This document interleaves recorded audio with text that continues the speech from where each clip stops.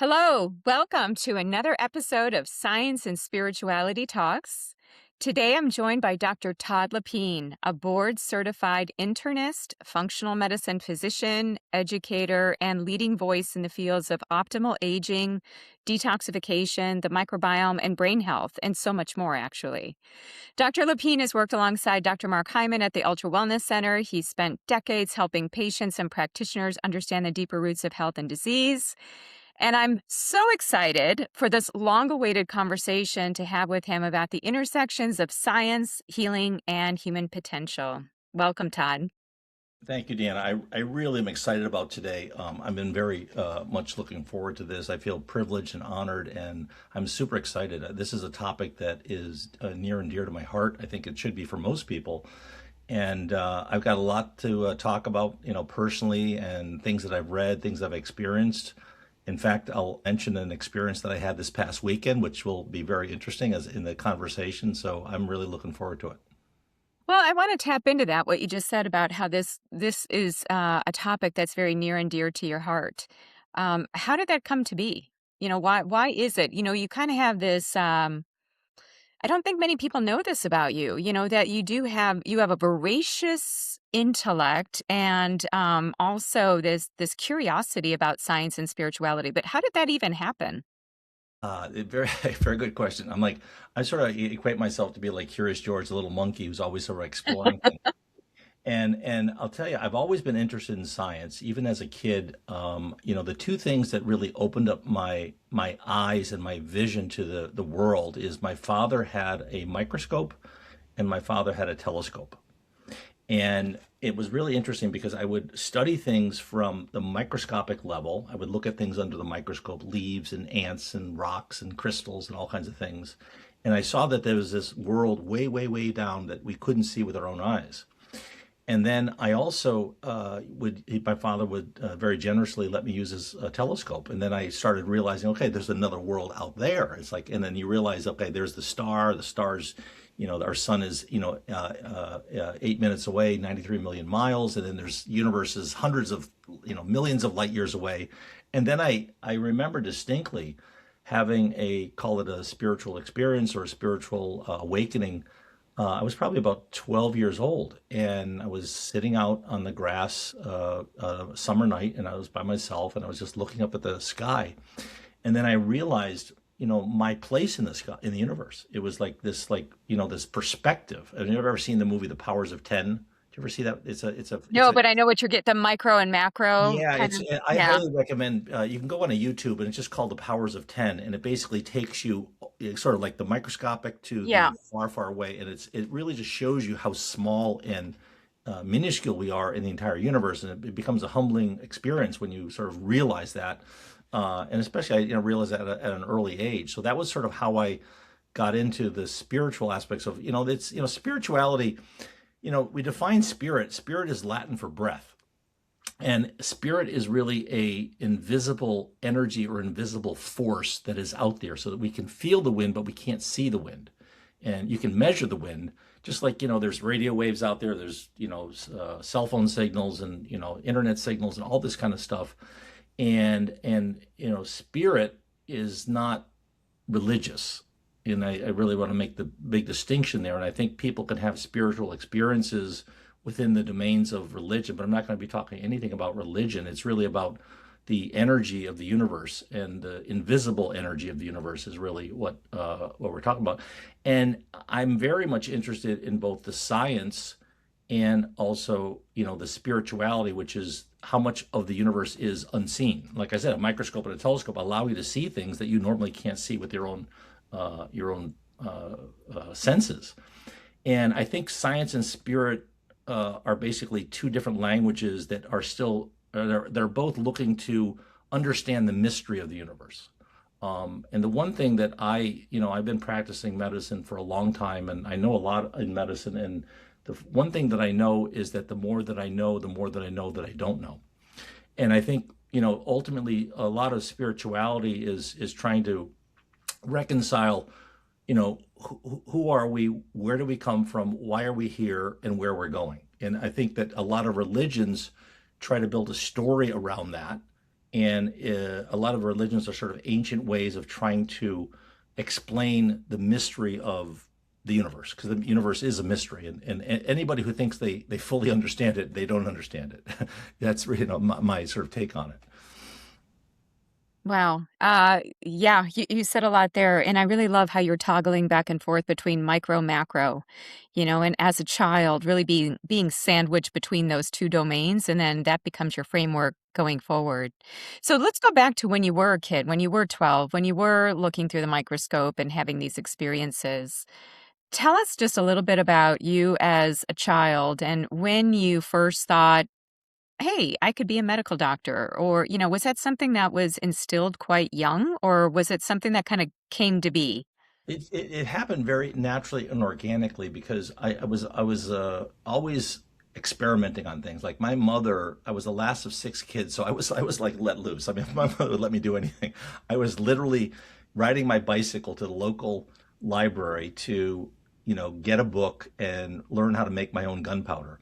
And I was, nowadays I would probably be classified as a terrorist. And I was, I bought my chemistry set and I was just exploring the world, and I just realized how fascinating the world is and how much there is to it. And there's always different layers of the science that you can see in the world. And I was actually a chemistry major, and then chemistry then led me into biochemistry, which is the chemistry of life. And that's really what I do as a functional medicine physician. I'm working with biochemistry. I mean, you're a PhD in biochemistry, so it's the chemistry of life, and chemistry and what we're made of is really, we have this. We're all taught in a Newtonian framework of sticks and stones and things as solid and such, but we really realize is that the universe is really energy, and matter and energy are the same. And Einstein sort of showed that with E equals mc squared, and understanding the role of energy, I think is a really important thing. And that's another thing that I really rely on is feeling energy. And that when you're with someone and you have a good resonance with someone. The heart math talks about that, the connection between your heart and another person's heart, and the connection between your brain, and we're basically bioelectric animals. I mean, we have a heartbeat, we create an electrical signal, that signal resonates, it goes out.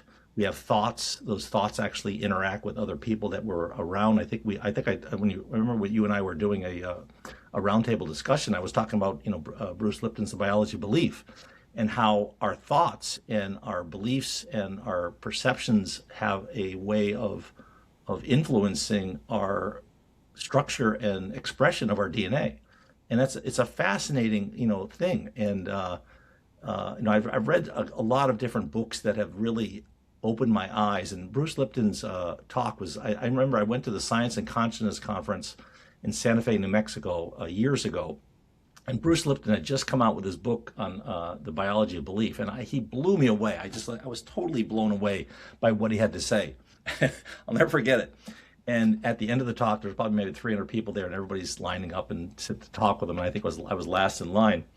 And I introduced myself. I said, I'm a practicing physician, and I said, your talk was just absolutely breathtaking and really opened my eyes to a whole new way of seeing things.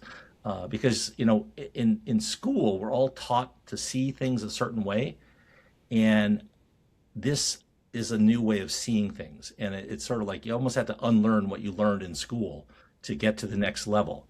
And he was talking about how the membrane of the cell is actually a brain, and it receives energy from the environment. And then that sort of led me into understanding that our cellular membranes are basically polyphasic liquid crystals, which act as semiconductors for energy.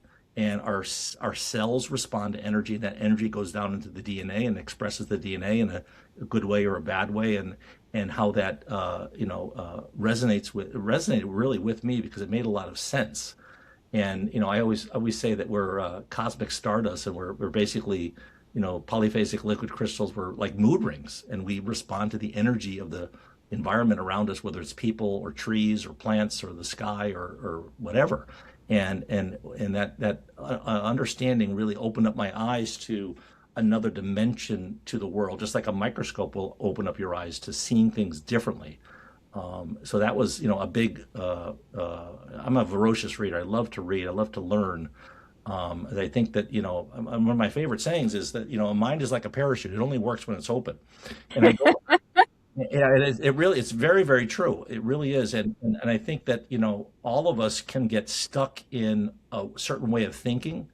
And I always like to have conversations with people who think differently than I do, who believe things differently than I do. They see things differently than I do, because I always want to say, well, what's it like from your perspective? Because, Deanna's perspective on the world is different than my perspective, which is different than, my friend or family members or whatever.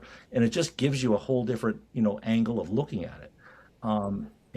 So that's sort of, how I, envision the world.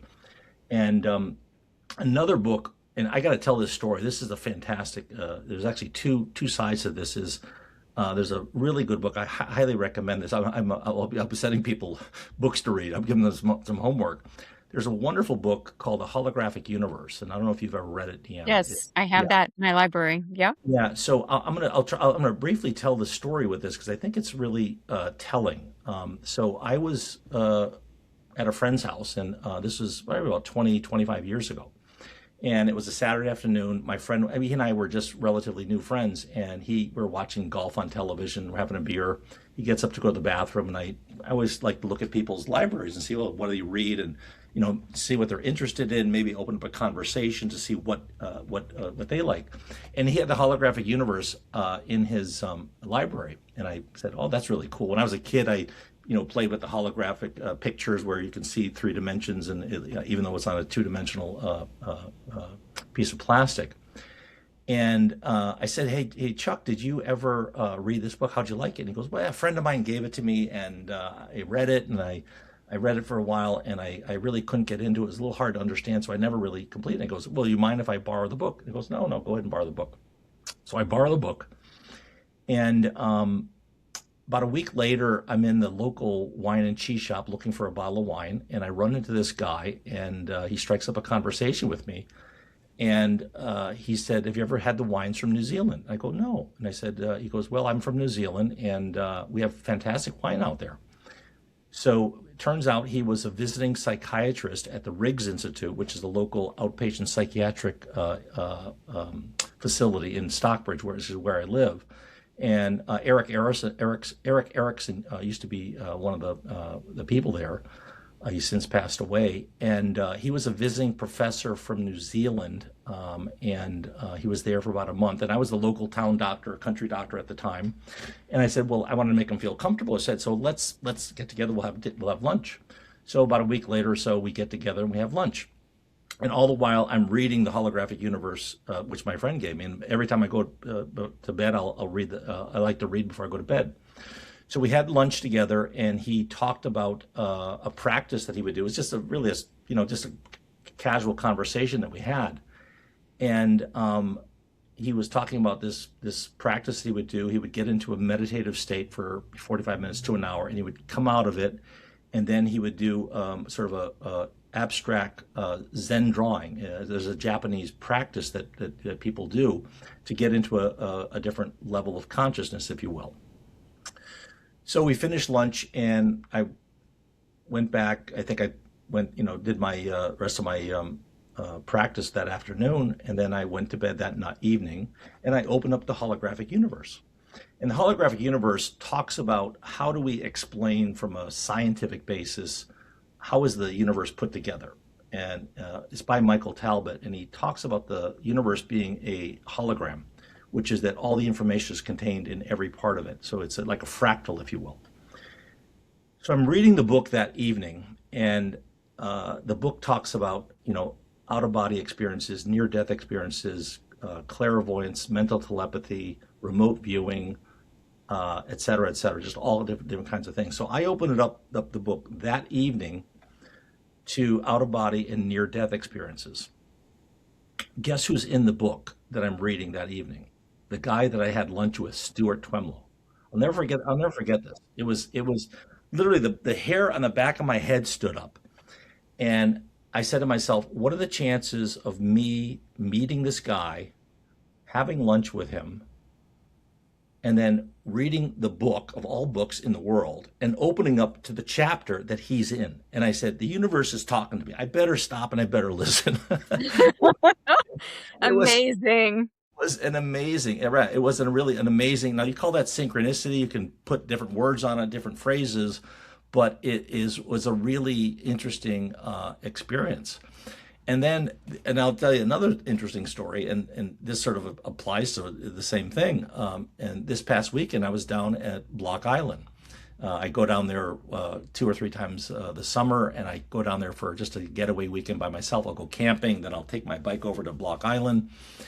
And I was there in Block Island this past weekend, and I'm riding my bicycle, and it's a beautiful summer day, not too hot, nice sun is out, and I take my bike after I have a cup of coffee, and I just ride my bike out to the end, and it's probably about 5 miles. It maybe took about an hour or thereabouts, and I'm just having a great day riding my bicycle.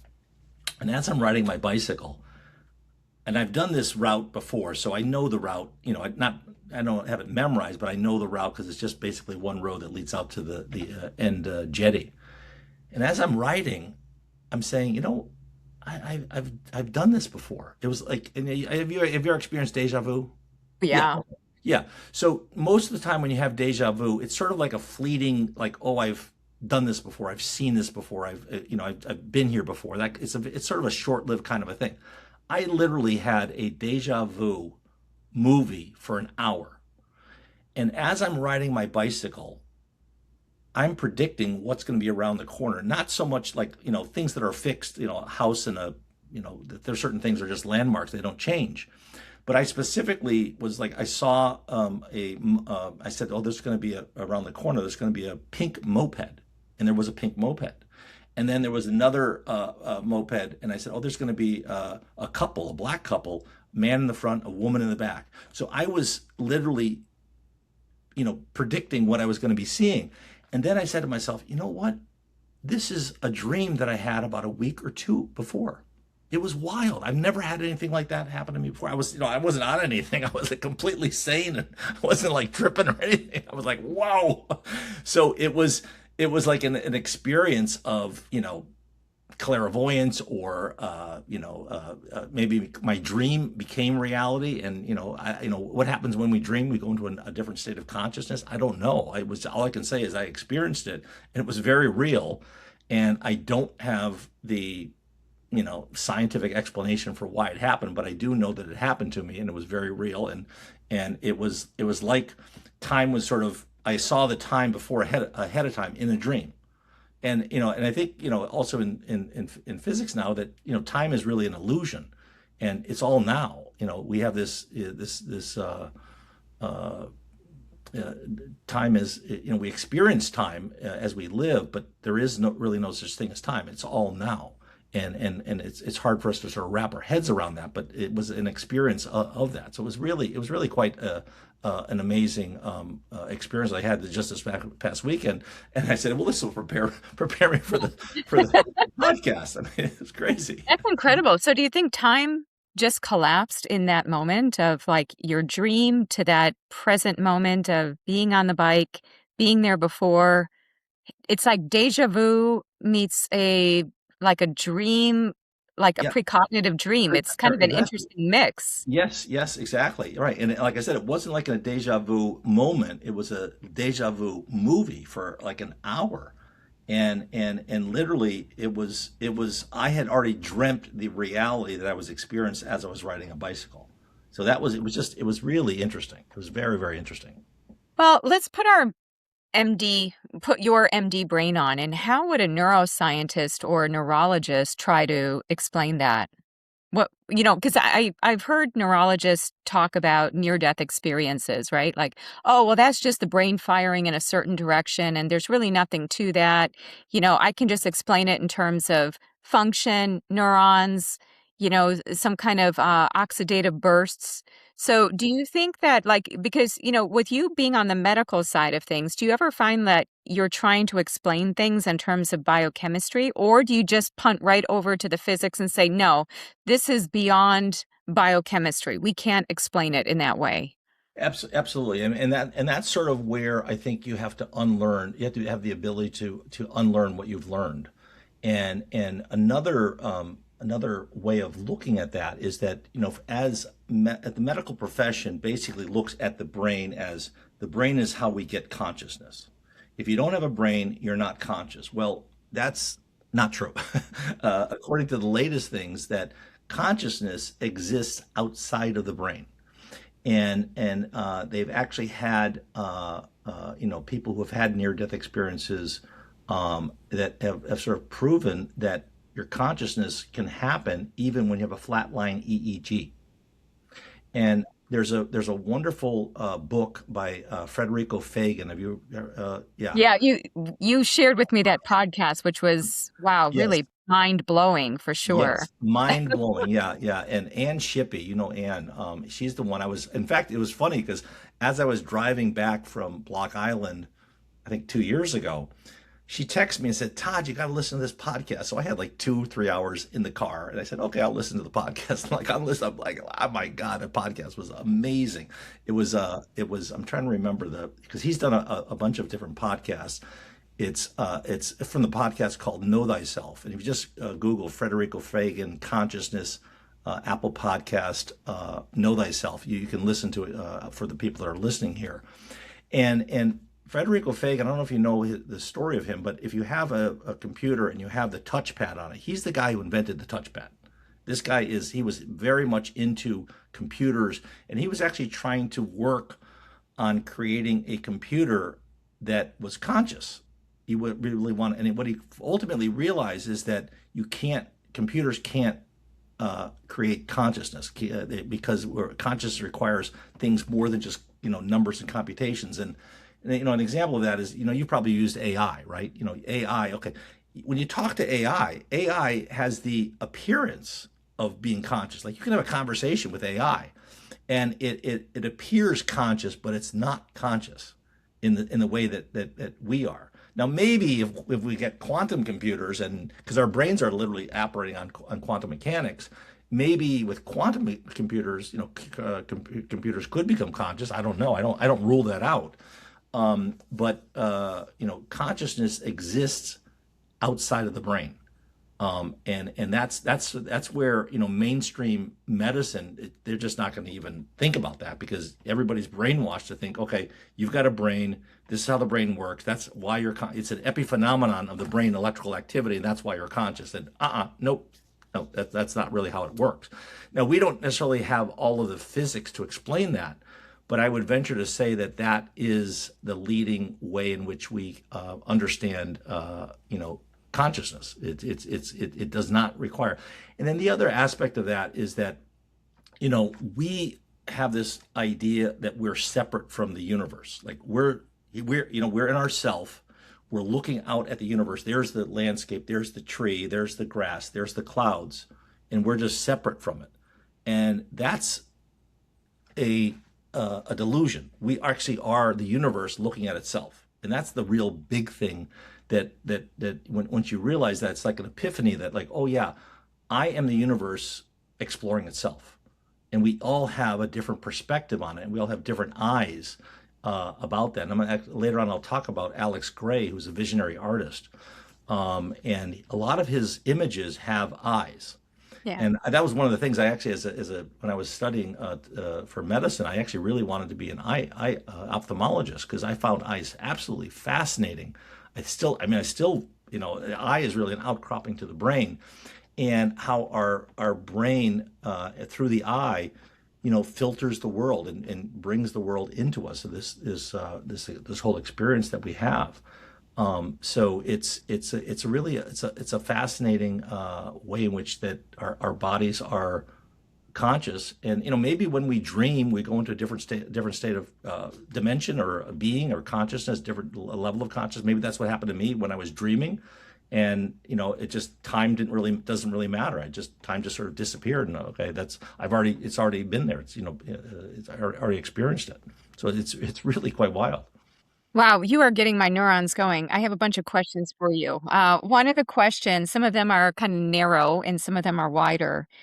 So I love what you're saying. You're a very expansive thinker. And just like you started us with the parachute analogy of like, you need to, the mind is only as good as you open it, right? So where do you draw the line? How far is too far for you? I know that you're into, today, June 12th is Disclosure Day, comes out at the theaters. Steven Spielberg's new film. I don't know if you're planning to see it. No. We talk about there's a lot happening in the UAP world and just people learning much more about non-terrestrial life, Mhm. alternate life. Yep. How far is too far for you? Is there anything where you say like, okay, now we've just gone too expansive and I got to bring it back? Is there anything you could think of where you wouldn't entertain a conversation or at least be somewhat piqued in curiosity? No, no, I think that, I go into everything with a Zen mind. I have no preconceived notions. I just, would experience it as is, and then study it. And another way of looking at that is that, we can get into different states of consciousness. You can meditate. You can do breath work. Stanislav Grof, who had an LSD experience, he developed holotropic breath work, which is basically getting your brain into a different state of consciousness. So there are different ways in which we can do that. Plant medicine, Michael Pollan's book, How to Change Your Mind, is a fascinating book. And for those who have read Michael Pollan, he's written The Omnivore's Dilemma and a whole bunch of books. And he's a very erudite, learned, very intellectual, I call it, Jewish guy. And he went into this book. I'm not sure why he ended up doing this book, but it's a big, thick book, and you got to really spend some time reading it. But he went into writing this book as an atheist Jew, and he experienced a bunch of different plant medicines, including peyote cactus, psilocybin mushroom, ayahuasca, cannabis. Even I think he did some DMT, which is called the spirit molecule, and our body makes DMT, dimethyltryptamine, and that's actually the active ingredient in ayahuasca. And my take on it is that the plant world, and I think plants are conscious. I mean, Deanna, do you agree with me? Yeah, 100%. exactly right. Mhm. The plants talk to us, and actually, interestingly, when I was at the Science and Consciousness conference where I met Bruce Lipton, and actually after I met him, I told him, I said, there's no such thing as a free lunch in life, but I'm going to give you a free lunch if you have lunch with me. And he did. I ended up having lunch with He him. had lunch with you? Yes, great. We had a Oh, great that's time. great. And the one of the other speakers there was Cleve Baxter, who Cleve Baxter did some work on the secret life of plants.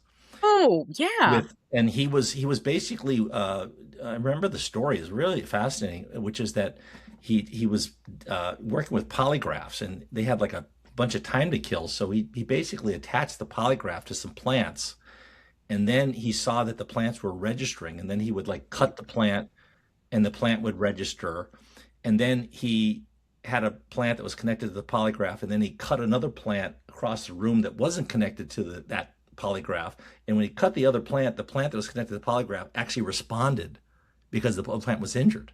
So what he was coming up to is that the plants are conscious at some level, you want to call it whatever, that they have some awareness, some energetic awareness, energetic connectivity, and which is really fascinating.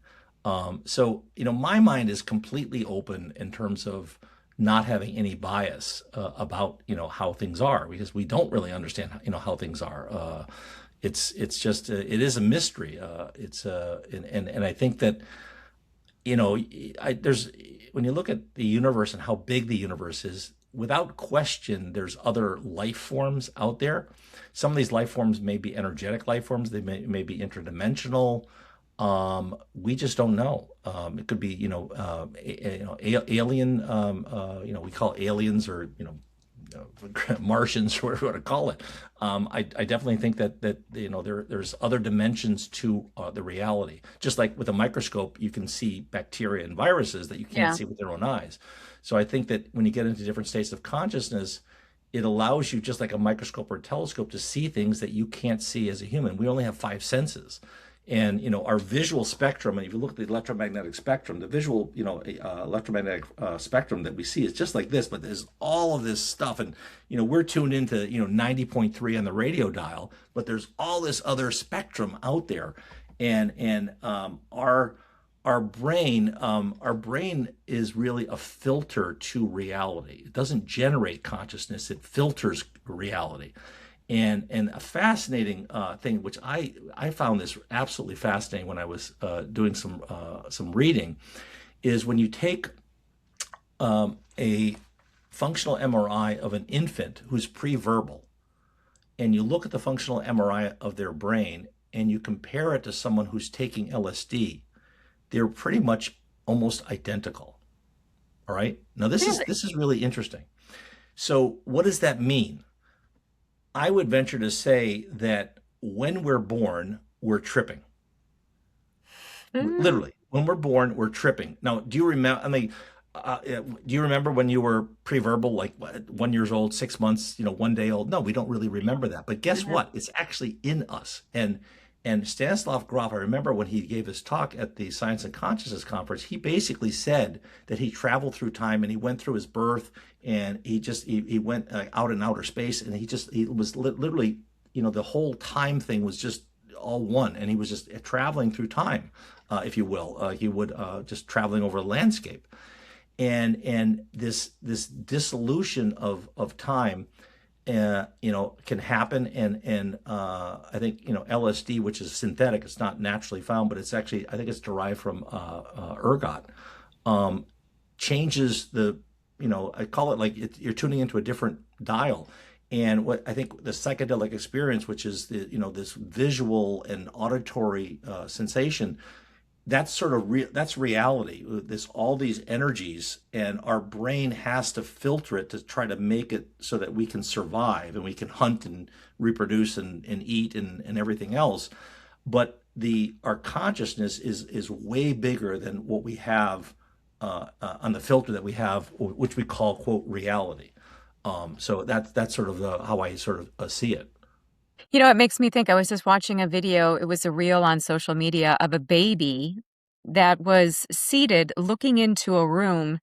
And the baby was laughing, giggling, like the baby was seeing something there, and the mother is right behind the baby like, "What are you laughing at? What?" She was trying, and you see that sometimes animals, whether cats, dogs, they're looking around, they're looking at specific places within a room, but we don't see anything. So based on what you're saying, it's kind of like our mind might be filtering, like we've shut off certain things. Exactly. Absolutely. Yes. Yeah. And it's almost to the thing where you get sort of adapted, and it's just sort of like you don't notice, you stop noticing things. And I think that, that's one of the things that if you're around young kids, the one thing that they do is they see the world as it is. There's no, like if you have an infant and they look at this, they don't have a word for that. We put words onto everything.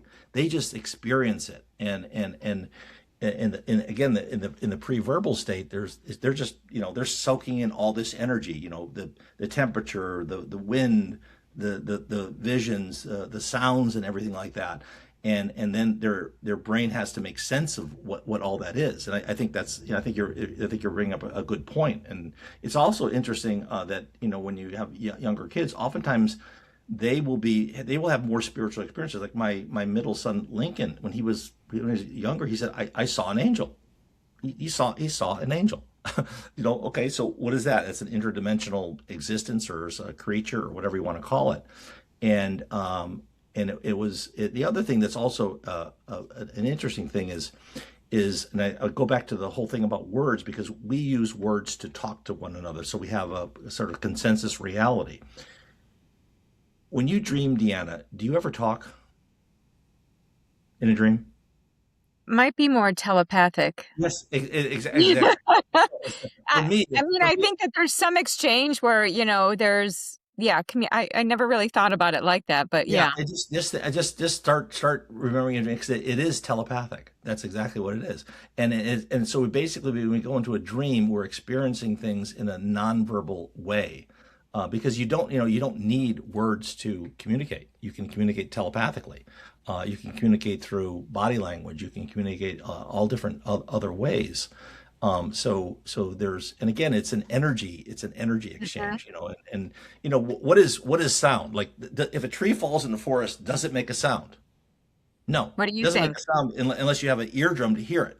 But the energy of the tree falling is there. And Mhm. it's all a matter of how your brain transduces that signal, and then you interpret that signal as, okay, that's a tree falling, or that's, Mozart's Jupiter Symphony, or whatever it is. So that's it's a really fascinating thing.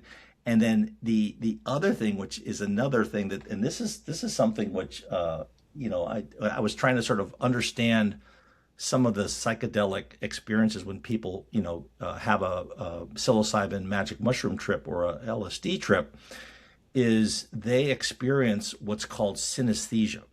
Now, for those who don't know about synesthesia, synesthesia is when your senses become mixed. And there are some people that actually have it naturally, but it happens also when you are under the influence of a psychedelic, like LSD or psilocybin. And that's when you can taste color and see sound. So what you're doing is the energy is coming in, and all of our senses are really ways of doing signal transduction.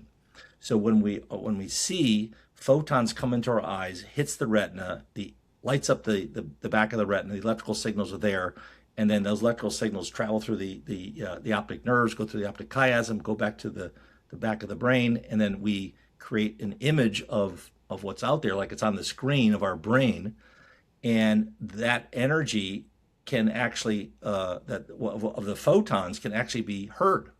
I mean, that's wild, and that can happen naturally for some people, and then it can also happen under the influence. So our brains are receiving energy, and then we're sort of making sense of the energy. And I think that to some degree, as we get older and evolve, and we do a lot of pruning, that we filter those energies that are coming in, and we create what's called reality. But the reality is way bigger than the little the radio station that we're tuned into. It's kind of interesting because I think towards the end of life, some people start to become more expansive, like they kind of let go of that tight reality. And for various reasons, whether that's a biochemical, physiologic reason, changes in the brain, they actually do start seeing things again, or their reality changes in such a way that they're not constrained by like the 9 to 5 hustle bustle world. And so they can kind of, it's almost like we need that expansive space in order to really explore space and the space between the molecules, right? Because otherwise, like, we're just always on this kind of like a jet stream, like everything is just fast moving and we don't have the time. Like, time is such a big thing right now. We're learning much more about circadian rhythm and just like the influence of time on our bodies. But I feel like there's the timelessness piece that you're speaking to, but then there's our relationship with time and really teetering those two things together. And, it's interesting what we're seeing with medicine and the whole fields that are changing with sound therapies, light therapies, quantum, the whole thing with light.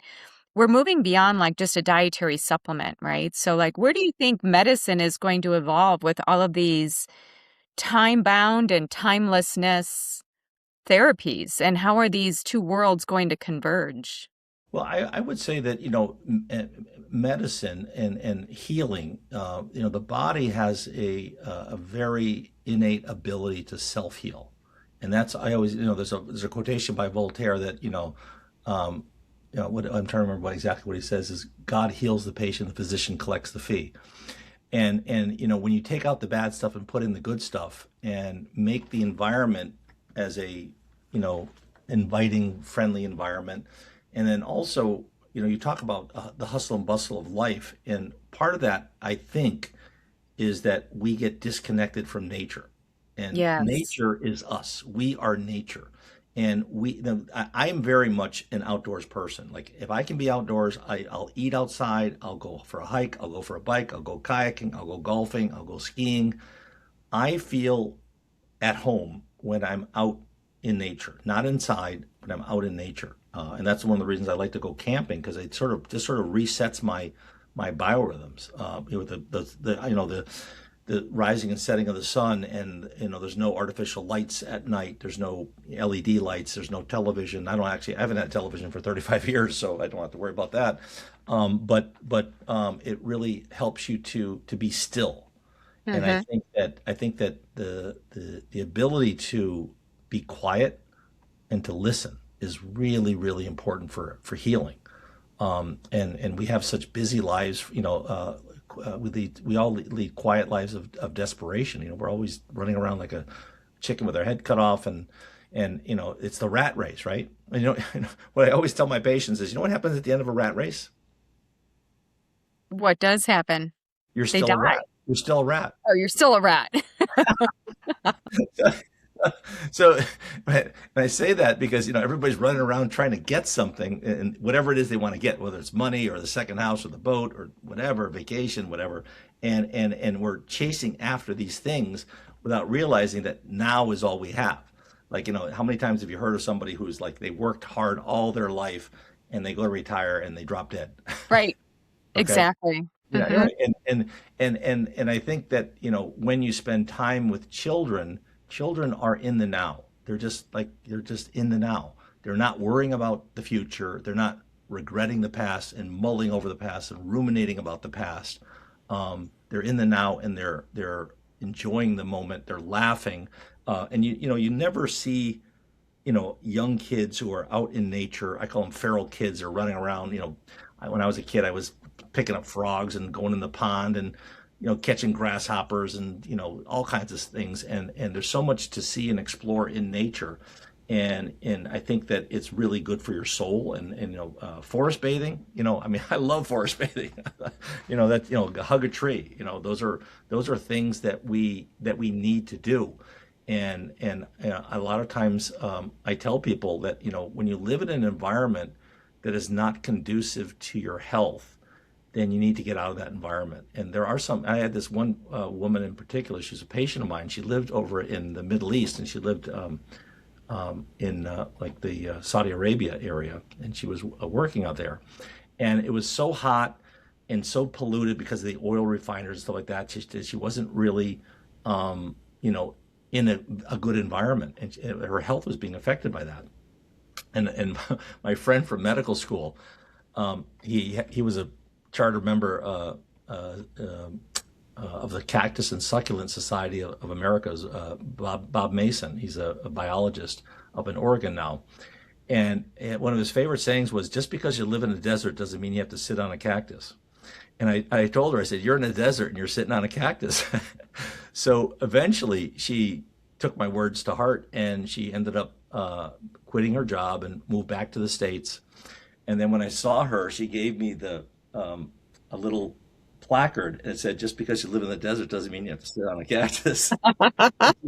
And I have it in the back of my office, and I'll show that to patients. I said, you know what, you need to be changing some of the things in which how you're living, or not living, if you will, not really enjoying. And I think that, another thing that I think is also important in life is, I call it work hard, play hard. My father was a dentist, and he was a hardworking dentist, but he also knew how to enjoy life. He knew how to, socialize with our family and his friends, and being able to play, and taking life lightly, and just enjoying life, and just like a little kids, I have spontaneous laughter. Yeah. Laughter is a fantastic medicine. It really is. Laughter is healing. It's really, really important. Yeah. Oh, I so agree. My uncle used to say that too, that work hard, play hard. He actually said party hard. Part It's kind of like, you need both sides to really enrich you. Yes, yeah, exactly. Yeah. So I want to try out a couple of concepts on you because you are probably one of my most expansively minded guests. Everybody so far kind of has like different things. And so I just want to try out a couple of concepts on you. So let's go into the nature one. You talked about forest bathing. You spend a lot of time in nature. When I think of children, even myself, when I was a kid, I think about things I might have seen in nature like fairies or pixies. You just got back from Ireland, the land of leprechauns. You have a topographical map of Iceland behind you, and anybody who's been to Iceland knows that they they reconstruct the Right. traffic for the ferries, and Exactly. there's this whole like nature spirits, right? Yes, Then yes. on the other side of that, I just watched a documentary not too long ago. I live in the Pacific Northwest about Bigfoot, Sasquatch. So I want to talk about elementals in nature. Like, how far do you go with kind of entertaining or exploring those kinds of things you can't, for most people, maybe apparently see, but there are experiences. So what do you do with that? Yeah, I would again. I'm very much open-minded, and I think that you can have other spirits or entities or interdimensional beings that are there that we can't see because we don't have the microscopic or telescopic eyes to see them. And a fascinating thing about that, and again, going back to Michael Pollan's book, which is because he talks a significant amount about DMT. So DMT is naturally found in nature. Lots of plants make it. In fact, the ayahuasca ceremony, I don't know how much you know about ayahuasca or if you've ever done I a have ceremony. not done it. I haven't done Yeah, ayahuasca. I haven't done it myself, but I was a chemistry major. And the interesting thing about the ayahuasca ceremony is it's a very complex, multi step chemical alkaloid extraction to get DMT. You would never, ever be able to figure this out on your own. They've been doing it for hundreds or thousands of years. And there's an oral tradition that the plants told them what to do for ayahuasca. And there's a book called DNA and the Cosmic Serpent, which talks about the origin of ayahuasca. So so DMT is one of maybe other molecules too in the ayahuasca ceremony, but DMT is probably the major molecule, and it's sort of in a class related to serotonin. And people who take DMT, and I think DMT is actually produced in the body to some degree in the pineal gland, and you can get it through plants. And when people take DMT, which is a very simple molecule, it's a very small molecule. There's two methyl groups and a tryptamine, which is an amino acid. People see entities. They call them mechanical elves. They call them fairies. They call them, but they're universally, regardless of your culture. Like you don't have to be from Ireland where they have leprechauns and fairies. Regardless of your cultural upbringing or even that you've ever seen or heard of, believed in elves or fairies, everybody uniformly experiences these little beings while taking the. Mm-hmm. Mm-hmm. And there is a what is the I'm trying to recall it. Yeah, there's a if you go onto YouTube, there's a YouTube channel called Alien Insect, and the guy in there is Andrew Gallimore. He lives in Japan, and he is like the world's expert on DMT, and he's got multiple PhDs. I think he's a mathematician, polymath. He's a scientist, and he's trying to sort of crack the code. Like, why is it that people have these universal experiences while taking DMT that take Mm-hmm. them to another dimension of reality where these entities exist, these fairies, these mechanical elves, whatever you want to call them, and they have a sense of humor too. They actually have, they're elfish. They have this funny sense of humor. So what does that mean? Is that just you're tripping, or are you basically tuning your brain into a different level where you can get different energies that are out there that you normally can't, just like what you can see things with a microscope or a telescope, and that's to some degree probably what's happening is how I would sort of wrap my head around it. I can't say that definitively, but I would say that that's probably what's happening. Yeah. And my next question is kind of to springboard off of what you just said. Some of those elves or those sprites, whatever they are, some of them are a little bit devious. Yeah, yeah. They are kind of like they're tricksters, or Yes, in the yeah. shamanic tradition, Yep. yeah, are you being tricked? Or so I want you to riff a little bit on, you said you wouldn't be talking about religion as part of spirituality, but I want you to talk about kind of like what we might perceive as like an elevation or an enlightened state versus maybe a lower vibration, um, more of a just I don't want to say good and evil per se, but on within this reality in which we live, there is a lot of duality, and there's a lot of talk about this duality, right? The 3D consciousness versus moving into a more unified field of like 5D consciousness and an awareness. But what is your take on kind of like the whole morality aspect of, are there, there is even some discussion about some of these non-terrestrial forms, are they for us, against us? Is there, so why is it that we always form this polarity? What spiritually is going on here as it relates to whether religions that are based on good and evil, like I'm just curious. I don't even know your take on this. I'm just putting it out there for you to take it in whatever direction you think would be Yeah, I mean that's of you interest. bring up the concept of duality because the world is not all good and the world is not all evil, but they're and how do we define what is good Yep. and what is evil? Because people have killed other people in the name of good, you know. Right. So what do you do with that? Yeah, like how do you, in your mind, reconcile that? How do you make sense of it from a quantum or a physics perspective or a timelessness perspective? Well, I think How do you do I that? would I would venture to say that I mean you know how do I say it? The in the Judeo-Christian religions, um, the golden rule is do unto others as you would have them do unto you, which really means that you really are having a functioning prefrontal cortex, and it's your ability to see outside of yourself, and you don't want to harm someone, or even if you look at someone who falls down and they scrape themselves, you have those mirror neurons, and I would venture to say that good is the ability to empathize and sympathize with those who are in need. And when you don't have that ability, that is bad, that is evil. And we call that sociopaths, we call those psychopaths. Do they exist, out of their control? Are they just born that way? I don't know. There's definitely a duality. There's light and darkness, in the world for sure. And I think that the religions put a story on that, whether it's Hinduism, Buddhism, Mormon, Judaism, Islam, Christianity, you name it, and they're all different ways of trying to reconcile. When something bad happens, and like even say for example, like when a tsunami happens, well, who's doing the tsunami? It's just, well, the tsunami's just there, right? It's not like it just is. It's just there's. And I would venture to say also that the world is always being born.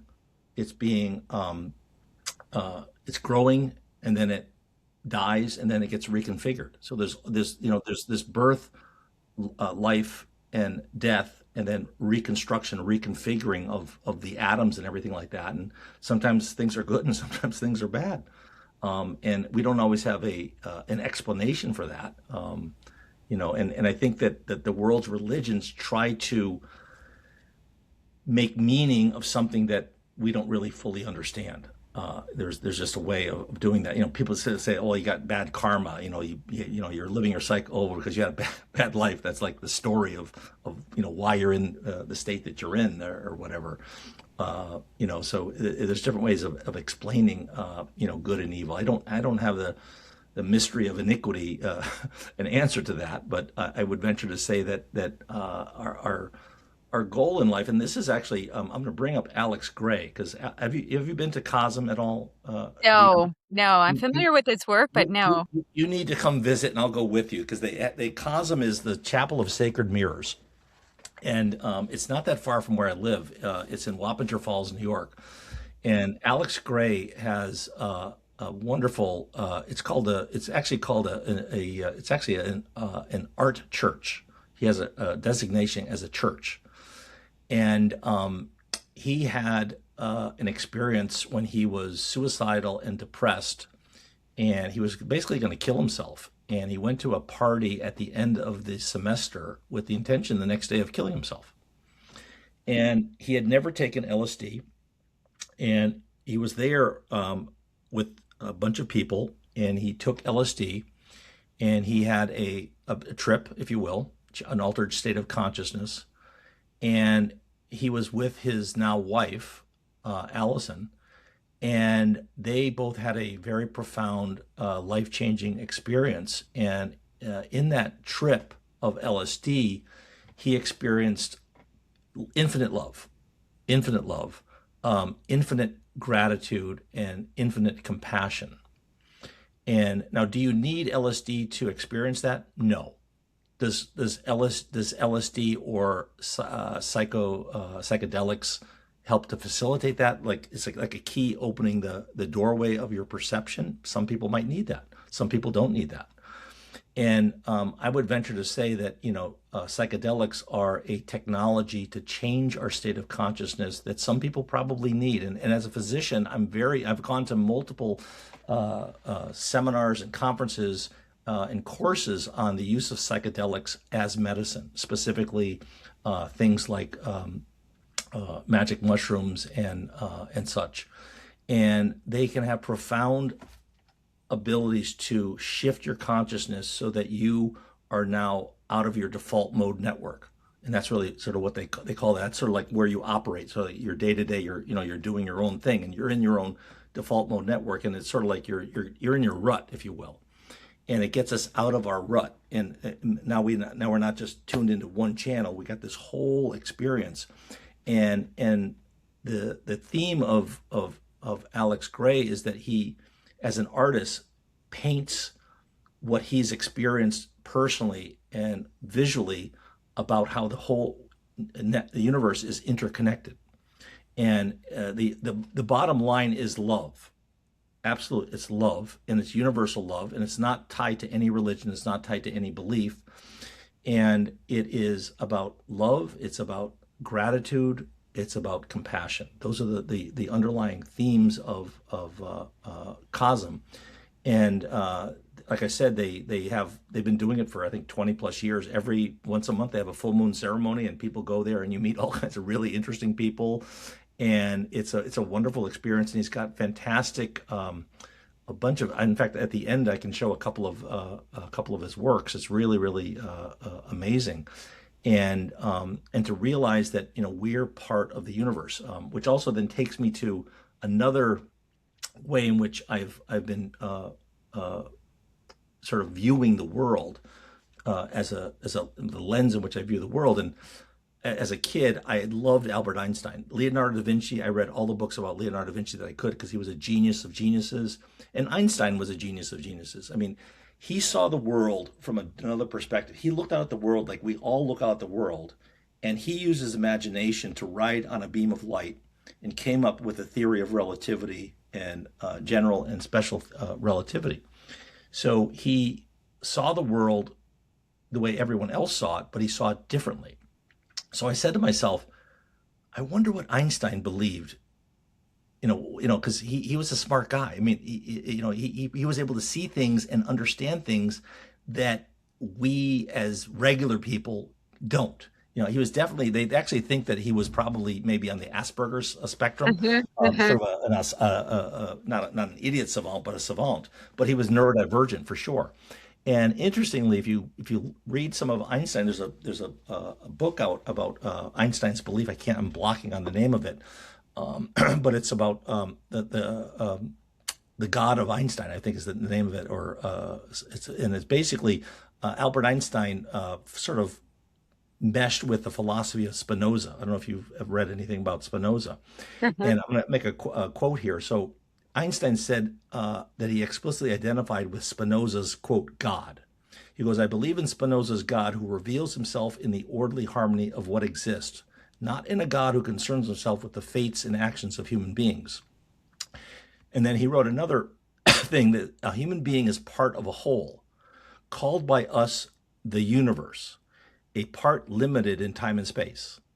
One experiences oneself, one's thoughts and feelings as something separated from the rest, a kind of optical delusions of one's consciousness.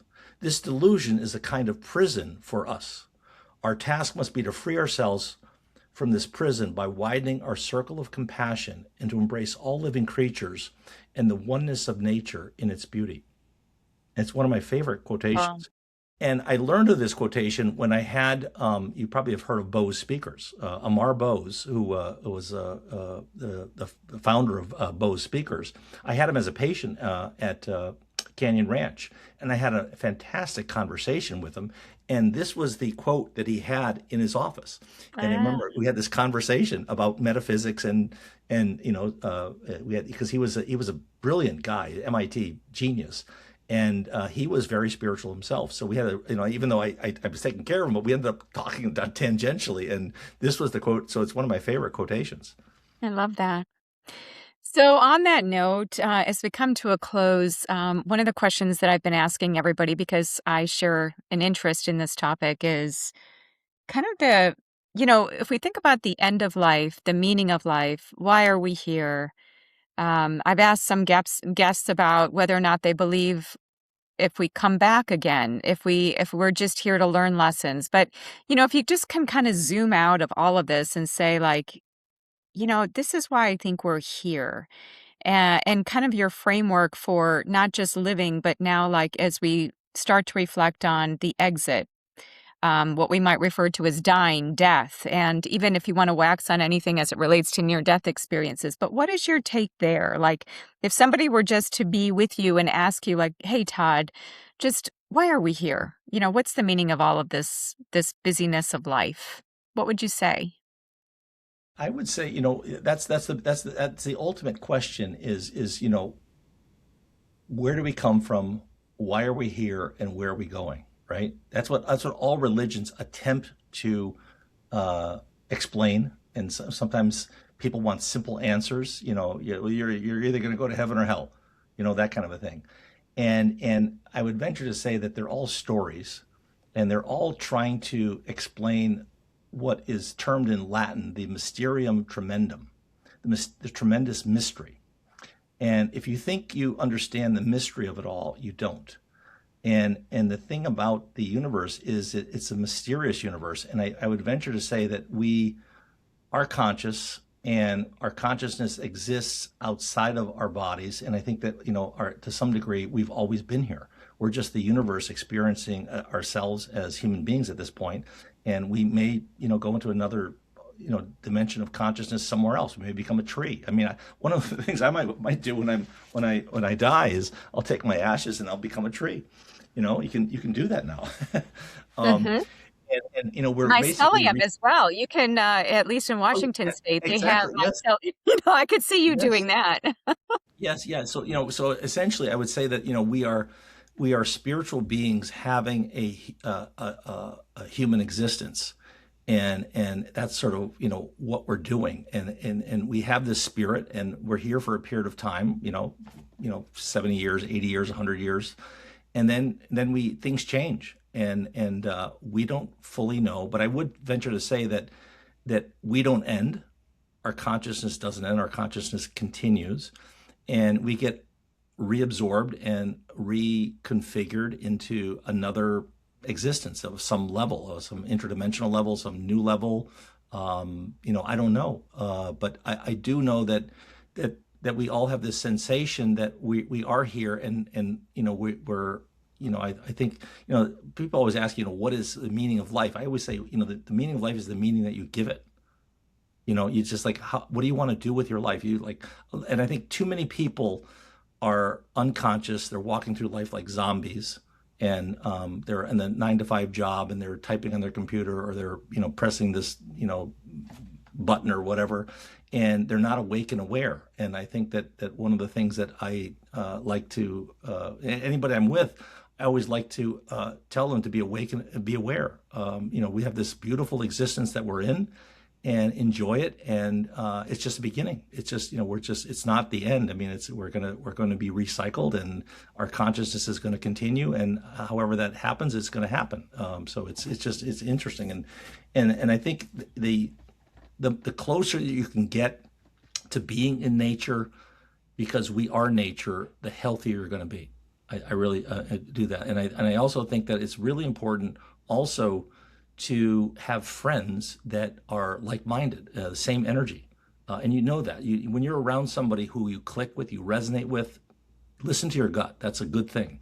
it's really, really important to listen to that inner voice, that intuition that you gets drummed out of us in schooling. When you when you go through your schooling, they drum out your intuition. They really Mm, do. It's yeah. it's unfortunate, but that's just the way the system is. You learn by rote, and you listen to authority, and this is what is true, and that's that. And if you look at anything, you look at it any other different way, you get the wrong answer on the test, and you're not gonna get your job. That kind of a thing. Yeah. Yeah, your patients are so fortunate to have you. Such a, just worldly thinker that you think through things. I want to leave everybody on the note of before you show the images from Alex Gray, which you and I talked about. I was watching an interview with Jerry Seinfeld, at 70 years old. He's now 70, and the interviewer was asking him about what he did in order to just kind of be vital and live life. Like what was kind of his secret sauce? And he said transcendental meditation. He works out and he works with his muscles, so like some kind of strength training and copious amounts of espresso. So I guess my question to you is, what are the three things that Todd does to kind of keep you on point with your spiritual health, your vital existence? What do you find like you are practically doing and kind of bringing your energy into? Well, that's you bring up. It's a good thing. It's like what do I do? Is I try my best to be outside as much as I can. That's where I feel most at home, and I instinctively like to be out in nature. I love to go for a walk in the woods. I love to lie on the grass. I love to float in the ocean. I love to sit down and look at the stars in the sky, and those things fill my cup. They really, fill my soul up, if you will. And then obviously, being, in functional medicine, you try to fuel your body as best as you can. And you want to nourish your body and nourish your mind. So that entails being around people and your friends and family who are going to nourish you, because we nourish each other. We feed off of each other. And those are, I've got a good wonderful family. I've got great friends, locally and, distant and from a distance, and always try to stay in contact with people who I can be myself. I think one of the most important things also is to be yourself. Don't be someone else. I mean, you know, you just got to be you. And I think a lot of people wear masks. And for people who know me, I just am a straight shooter. What you see is what you get. I don't have any pretenses. I have no, I don't have an ego to some degree. I realize how little I know, so I don't have an ego. So those are some of the things that I do. And I love to grow. I love to explore. And I just love to enjoy life as best as I can. And also to realize that, life has its ups and downs. And, just because it's raining out doesn't mean that you have to be sad. You can dance in the rain, and even when things happen to you that you don't want them to happen, you can still have joy. And, Mm, and it's really important to have joy regardless, not just because you got the raise or because you got the boat or the second home or whatever like that. Those are transient things. But to have joy regardless of what's going on around you, that it's an inside job. So those are the things that really nourish me and make me as healthy mentally, physically, and spiritually as possible. And laughter is really, laugh. I love to laugh. One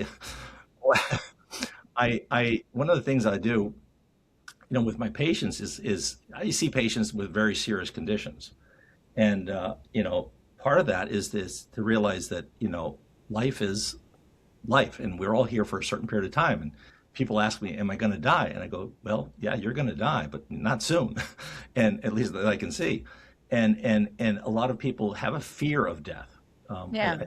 There is a fear because it's unknown, and and when you realize that death is not the end, you stop having this fear of death. You stop having this fear of burning in hell or whatever. There's a lot of fear-based things in a lot of religions, rule-based and fear-based. I don't think that's a very good way of going around your life. I Yeah. think just being love, express love. Love you can share love with anybody that is around you, and just being aware, helping people when you can help them in whatever way it is, whether it's giving them some food, giving them some time to talk to them, giving them positive encouragements, having them see things a different way. Those are all things that really feed your spirit. So those are things that I do to, and it's really, it's a humbling experience being a physician, because you see people, in situations where there's a lot of things going on, mentally, physically, emotionally, spiritually, and there's not, like, you can't fix this with, this supplement or this medication. It's sort of how you're living your life, and also how you're viewing your life. One of my favorite things to do with patients is pull up a glass, or this is not a glass, but it's a Yeti mug, and say, is the glass half empty or is the glass half full? What answer do you usually get? It's just a glass with water in it, and you can put your own emotions and perspective on it. You can say, well, the glass is half empty. Well, the glass is half full. Well, the glass is half empty, and there's a crack in it, and the water's polluted, and you get all these like negative ruminations about things. Or you can say, oh, you know what, the glass is half full, and it's cold, and I'm going to be getting some more, and this tastes so good on my tongue, and I feel I feel such gratitude that I have this glass of water when people don't have fresh water. I mean, there's all different ways in which you can have this inner dialogue that goes around. I call it ruminations. And a lot of people get stuck in negative ruminations, which is basically a person's default mode network. And getting out of your default mode network through meditation, through breath work, through some cases, if need be, plant medicine like psilocybin, can be very, very therapeutic for patients, especially the people that have had like a lot of trauma, people with PTSD. Psilocybin mushroom ketamine assisted psychotherapy is fantastic for patients. I recommend that for a lot of my patients. The book, The Body Keeps the Score, I never can remember his name, but he's Essel van der Kolk. yes, that's it, right. Yes, yeah. He now does solely ketamine assisted psychotherapy, because it's that effective for people with significant trauma, because it gets them into a dissociative state and helps them to emotionally process and detoxify trauma, because trauma gets stuck in your body, literally the energy, if you will, or whatever you want to call it.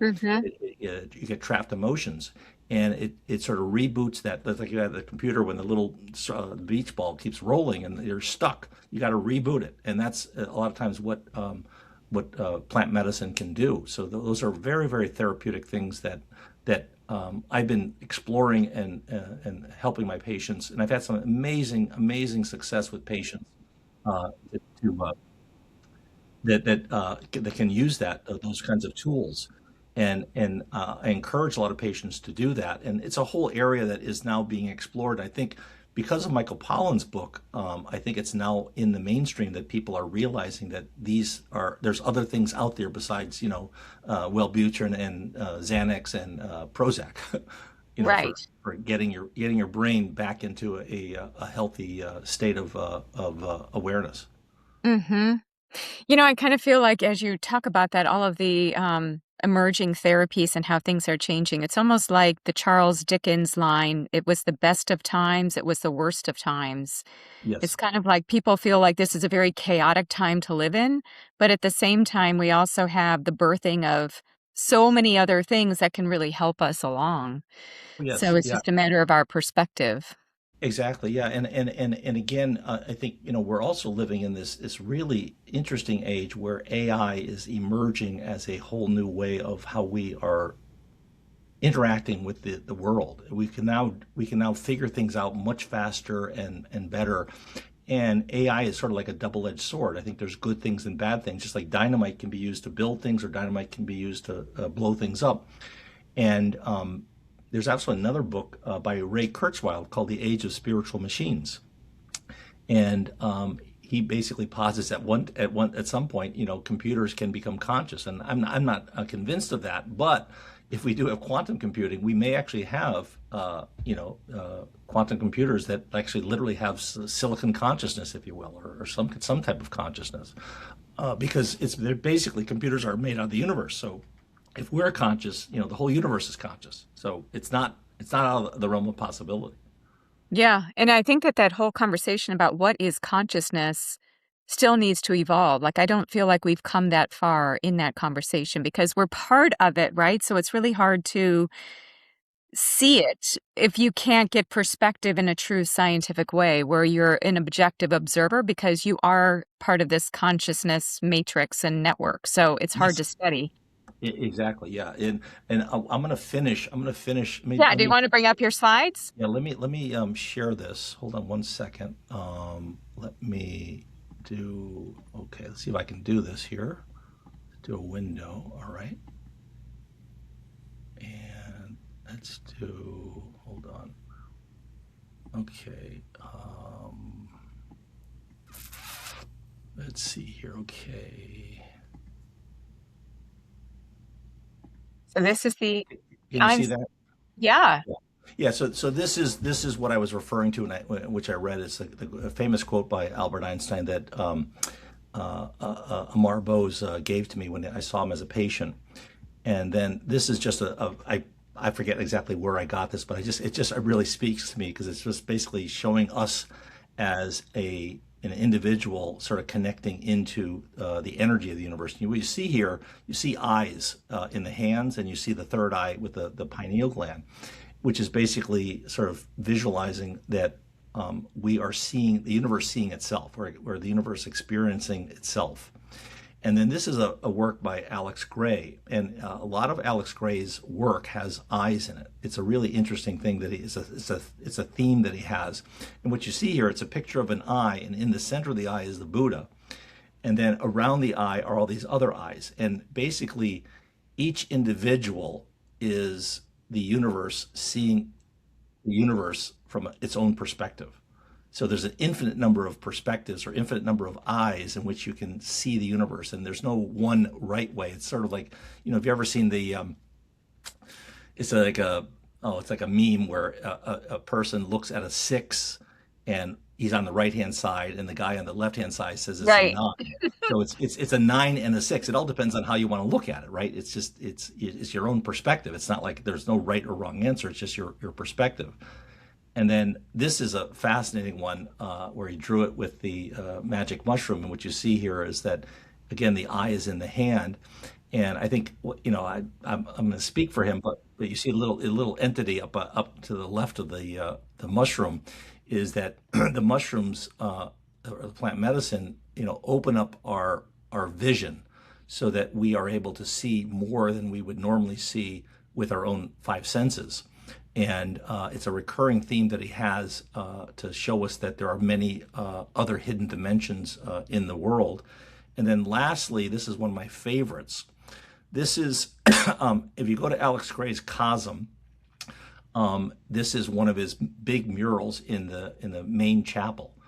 And it's called Theologue, which means dialoguing with God. And it says here that the union of human consciousness weaving the fabric of space and time in which the self and its surroundings are embedded.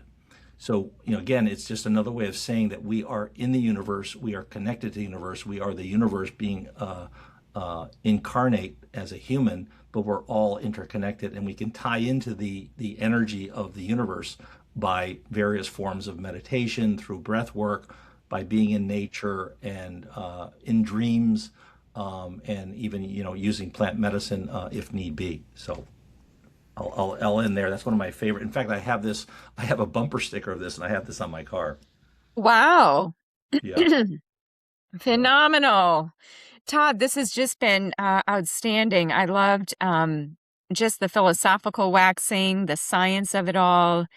And I think what strikes me is your humility in this of like, really being open and not claiming to know all of the answers. So that just feels so good in terms of, again, it just feels very liberating and expansive to be within that mindset because I feel like when you have that kind of mind, then when things happen in life, you're just more able to kind of roll with it. Exactly. You roll with it. Exactly. That's exactly right. And and I think, part of that also allows you to have more experiences of synchronicity. And I think Yeah. synchronicities are happening all the time. We're just not aware of it. And I think that when life is going to have ups, life's going to have downs, and you can't let, it's like riding a wave. Like you can like curse at the wave and say, "Oh, the wave crashed me," or you can get on a surfboard and you can ride the wave of life. That's essentially what you're doing. You're going to fall down at some point, but you can ride the wave of, the edge of the wave is chaos. And basically, in life, you're riding the wave of chaos, and you're going to crash sometimes, but you can just get up and do it again. It's a great metaphor actually, because it's like if we're droplets in the ocean of like all of consciousness, right? And then the wave will change and we just Yes, ride that. exactly, exactly. Very, very well put, Deanna. Yeah. Well, this has been absolutely fabulous, and thank you for inviting me. And hopefully, Yeah. we'll get some good feedback. And I'd be more than happy to answer any questions if people have that. And I would just say, go out, live life, smile, share your loves, be yourself. Have love, have compassion, have gratitude, and those are the things that will carry you in life with the good and the bad. That's really the key thing, and it's all good. It's all there. All right. Well, thank you. Thank you for all of the resources that you provided and the art, the books, the podcasts, and all of that will be captured in the notes. So thanks again, Todd. It's been a Yes, pleasure. and I hope one day, Deanna, that you can come out and we will go to the full moon I ceremony. want to do that. Oh, Yes. you will absolutely love it. You will love it. And they actually, if you can't even make it, they broadcast it live on YouTube each month. If you go to Alex Oh, Gray, you can sit there and watch it if you want. But it's really fun to experience it in person, and just to see the artwork that he has, and you meet these really interesting people, like people from all over the world. So it's a real it's a really neat space and time. it's on my list. All right. Fantastic. Well, thank you. All right. Thank you, Deanna. You enjoy the rest of your day and everyone else. You too. All right. Bye bye.